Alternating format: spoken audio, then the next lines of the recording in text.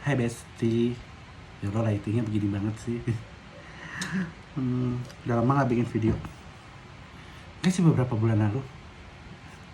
Ya, gue mau update aja keseharian aku.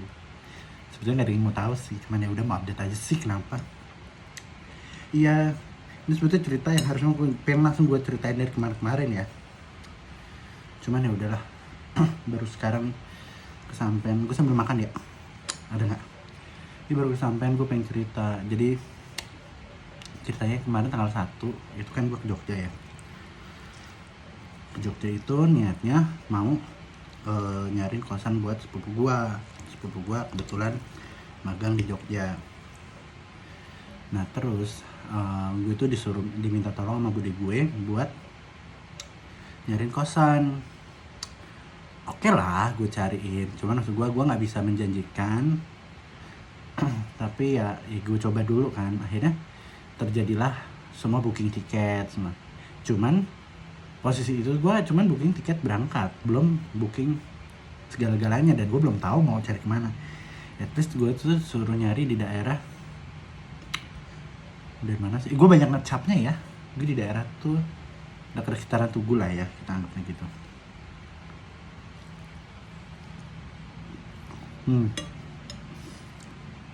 Di Tugu itu gue nyari dulu. Gue ceritain dulu awalnya. Tanggal berapa sih? Tanggal 1 malam itu gue jalan dari Jakarta, nyampe Jogja jam 6 pagi.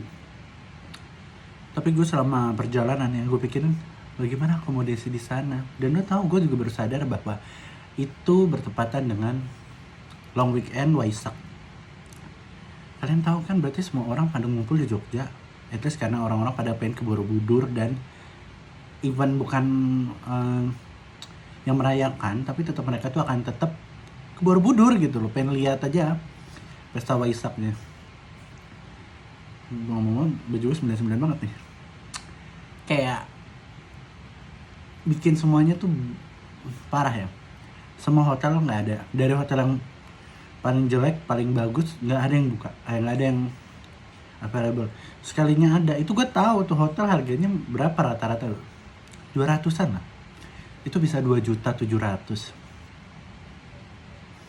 Gue marah dong, maksud gue mau berkata juga nggak enak gitu, mahal banget ya gitu. Akhirnya gue mencoba mengulik-ngulik, gue akan menggunakan the power of orang-orang ketangan panjangan kita gitu, sampai pada akhirnya mulai tuh startnya gue nyari mobil, karena gue berempat sama saudara gue, bude gue, sama ada teman gue yang ikut satu. Gue nyari tuh, dapetlah mobil, the power of orang lokal gitu, warlock. Dapet mobil, udah aman, tenang, sejahtera, sentosa raya gitu. Udah pas malam gue nanya sama bude gue, bude butuh akomodasi, butuh istirahat dulu nggak? Butuh gitu. Panik dong, kan nggak mungkin early check-in, sedangkan gue aja nggak tahu hotelnya di mana. Akhirnya kan udah gue inget nah semua orang, oh iya gue punya kenalan orang hotel, dan ternyata dia membantu lah dananya, walaupun kayak mahal itu. Oke, dapatlah untuk penginapan pagi. Ternyata pas kita sampai, bude gue tuh kayak nggak capek. Alhasil itu hotel yang sampai jam 12 itu nggak kepake secara maksimal. Satu. Terus udah nih, pas kita nyampe, kita naruh barang, habis itu nggak lama kemana? Kita nyari sarapan. Pas nyari sarapan kita dapat penginapan. Penginapan ini sebetulnya udah gue keker dari lama, karena gue sering makan di Bumade, kalau kalian tahu tuh. Nah di samping Bumade itu ada penginapan. Gue cek dong, gue lihat dalamnya, boleh dilihat nggak? Boleh, dapet satu kamar. Oke, satu kamar lagi belum ada nih. Maksud gue nanti aja nih. Gue ngecek saran dari temen gue, itu tuh di utara, sekitaran utara. Bumade itu kan sekitaran Merican itu, kayak tengah-tengah gitu ya. Gue nganggap tengah lah ya. Dah nih, seret dah. Pokoknya long short story, kita dapet di situ juga akhirnya karena ada booking batal. Akhirnya kita bersih-bersih ternyata selama pas bersih-bersih sepupu gue ini menceritakan bahwa dia dapat referensi dari kakaknya dia, itu juga sepupu gue, tapi yang pertama. Nah, sepupu gue yang lagi magang ini yang kedua, untuk nanti akan dibantu sama temennya dia gitu. Udah ya udah kan, gue rasa gue nggak akan terlalu banyak ambil karena gue tuh memberikan option yang kayak gini ke bude gue. Kita nggak bisa nyari tempat yang benar-benar sesuai, tapi at least kita akan mendapatkan kosan ini untuk 1 bulan pertama. At least nanti berjalannya waktu, karena kan nyari kosan kan nggak semudah meniupkan gitu, nggak, agak ini gitu. Udah dia seperti gue mungkin rasa takut kali ini anaknya nggak dapet nih, tapi ya udah kan, gue meyaudahkan itu dengan akhirnya si bude gue ini berhubungan dengan temennya anaknya itu. Kita panggil namanya Mas A ya. Si Mas A ini memberikan beberapa rekomendasi. Nah, rekomendasinya itu dikirimlah ke kita. Ada 1-2 nomor gue telepon dan jawabannya sebetulnya agak ketus ya untuk sebagai landlord atau ibu kosan gitu ya. Dia jawabannya ketus. Pas gue tanya, kan misalnya gue telepon nih, halo selamat siang bu, iya bu, misi bu mau nanya, ini pemilik kosan ABC bukan? Iya, kenapa tuh dia? Ya mau nanya, kosannya masih ada yang kosong nggak? Ya kan, maksudnya gue nanya itu, udah baca peraturan belum? Udah mikir, peraturan apa ya? Terus kan gue belum masuk gitu loh, belum in gitu loh. Terus ternyata nggak lama kemudian setelah tutup telepon, dia ngirimin peraturan gitu yang intinya adalah ini kosan sangat eksklusif, banyak yang masuk, pokoknya ini kosan emang limited room gitu loh. Dia bilang ada minimal DP itu 50% dari harga kamarnya. 50%. Itu kosan gue cari sekitaran rata-rata 1 juta ke atas, at least berarti 500 ribuan lah ya. Terus gue kan memang agak curiga, tapi gue merasa ya mungkin ini peraturan baru kali, atau ini kan daerah-daerah yang kayak gitu jadi kayak mewajarkan gitu loh, kayak mungkin gak sih ada ibu kosan kayak gitu, nanti katanya dibalikin kalau memang gak cocok gitu. Cuman gue gak habis thinking aja gitu.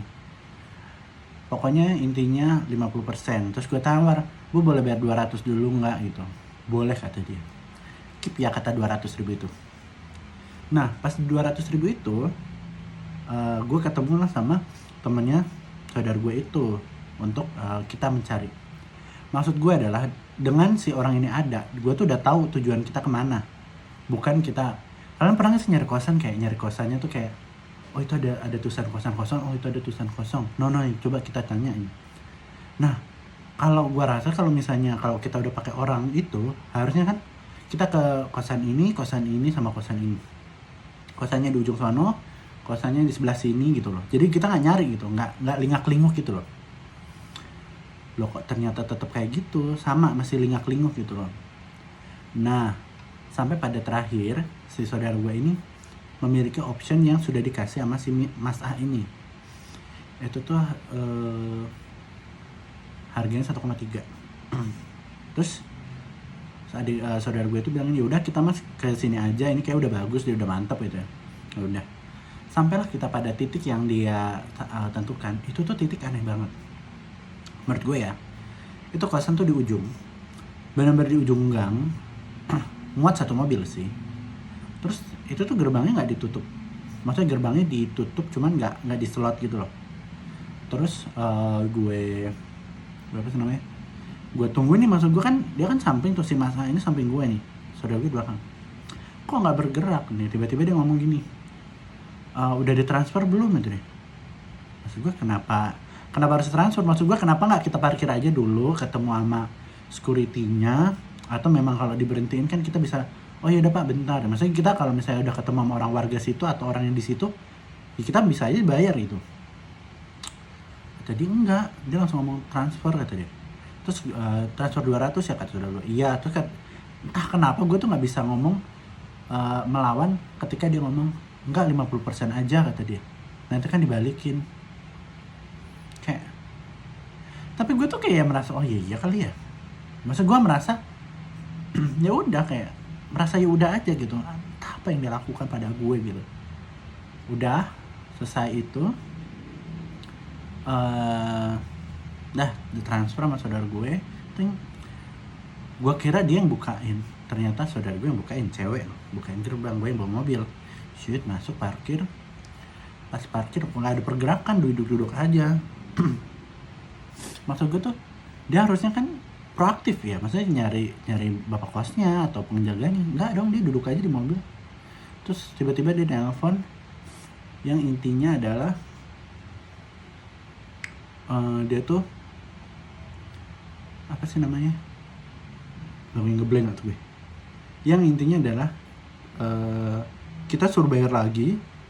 Itu tuh bayar DP dan deposit tuh beda. Oke, memang DP itu down payment, deposit itu beda. Maksud gue kenapa harus kita bayar? Jadi kalau kita kosannya 1,3 berarti DP-nya 650 plus sama 1,3. Nanti itu akan dikembalikan. Terus gue kayak nggak terima dong, gue yang ngomong, ya udah mas refund aja. Oh ya udah mas, kalau refund tolong scan QR ini ya. Di kepala gue kan mind blowing banget ya. Wow gitu, kosan apa nih? Apakah ini kosan eksklusif? Mungkin lebih daripada si Paragon kali ya. Di Jogja tuh kalau orang pasti tahu Paragon kan eksklusif kosan gitu. Gue langsung kayak oh my god, ya gak mungkin banget sih gitu kan. Kayak canggih banget ini kosan itu. Ya nggak tahu ya kalau emang actually ada gitu ya. Cuman kayak terlalu visioner banget ini kosan gitu. Apa nih fasilitasnya gitu? Gue nggak ngerti akhirnya. Pas itu ya udah gue rada kibulin dikit walaupun ternyata nggak bisa dikibulin. Nah tiba-tiba dia si siapa tuh, si Mas A ini nge-scan QR-nya pakai aplikasi perbankan gitu. Yang intinya kebaca tuh si QR-nya. QR-nya itu biasanya kan kalau kita scan kayak scan pembayaran apa gitu, QR apa gitu. Itu tuh dia menunjukkan nama produknya atau nama merchant-nya gitu. Nah, dia tuh muncul nama produknya itu order kuota. Boom kan. Oh ya udah, ini berarti penipuan. Gue udah lemas tuh. Tapi saudara gue tuh masih ceming, masih ada harapan. Udah bilang, udah kita pulang aja udah kita udah kecapean ya. Nah mungkin dia cerita ke maknya kali ya. Sama perjalanan gue gue diemin tuh si Mas A itu, karena gue juga kayak pengen gue gerbek, cuman kayak gue nggak punya bukti valid. Tapi kalau nggak gue gerbek juga greget gitu. Cuman ya udahlah, gue bilang sama ke bude gue dah bla. Bude gue juga untungnya adalah orang tua yang apa ya, yang open minded gitu menurut gue ya, yang ya udahlah, nama juga bukan rezeki atau memang kita lagi apes aja. Beda halnya kalau sama gue, kalau emak gue itu yang terjadi, wah duar gitu. And the end akhirnya kita ketipu deh gitu. Makanya gue ke depan hati-hati mungkin buat teman-teman yang lagi nyari kosan, terus nyari kosannya itu by Google better pokoknya. Kayak emang nggak mungkin dia ada teknologi yang kayak kalau misalnya itu apa sih, kalau kita mau lihat kosan atau mau ngecek kosan bayar dulu. Saya rasa jangan pernah lakukan itu, berapapun nominalnya itu penipuan. Dan itu banyak banget ternyata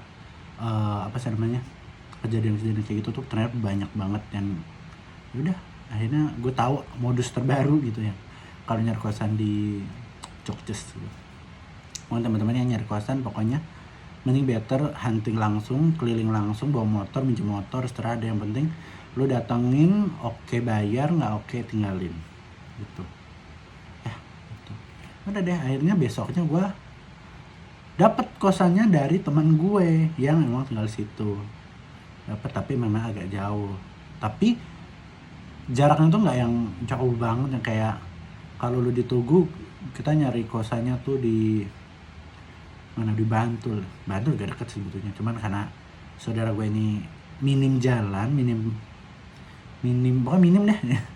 Akhirnya gue ya udah di situ nggak apa-apa lah, dia tinggal lurus doang sih sampai ke tempat magangnya gitu. Nah itu berkat dari ketenangan dan keikhlasan, jadi kalian tuh jangan panik. Itu ya itu aja, sisanya ya kita coba menikmati makan-makan sama udah balik-balik. Gua ini sama teman gue ke Semarang, gue balik ke Jakarta sama bude gue, saudara gue di sana, seperti itu. Ini gue sampai kering nih. Yaudah itu aja gue mau cerita. Thank you udah nonton. Thank you aja. Like, subscribe, kasih tau teman-temannya kalau gue ceritain ini. Yaudah itu aja. Dadah.